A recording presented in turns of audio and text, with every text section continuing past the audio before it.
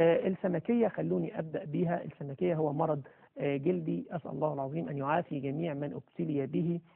يعني هنقول وصفة بسيطة كده، ولكن عايزة وقت طويل من التطبيق حتى نبتدي ان احنا نجد النتيجة المرضية لينا. طبعا هنلاقي نتيجة في الأول، ولكن زي ما بنقول لازم نكمل مع بعض.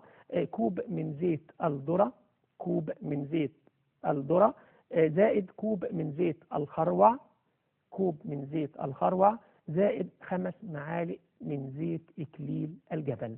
3 أنواع من الزيوت هنستخدمها: كوب من زيت الذرة، كوب من زيت الخروع، و5 ملاعق من زيت إكليل الجبل. تخلط جيدا هذه الزيوت، وهنبتدي نستخدمها دهان على الأماكن اللي فيها السمكية من المساء حتى الصباح. هندهن الأماكن المصابة بمرض السمكية من المساء حتى الصباح. في الصباح بتشطف بماء دافئ ونستخدم صابونة طبية. مع تكرار هذه الوصفة هنجد إن شاء الله نتيجة طيبة في مشكلة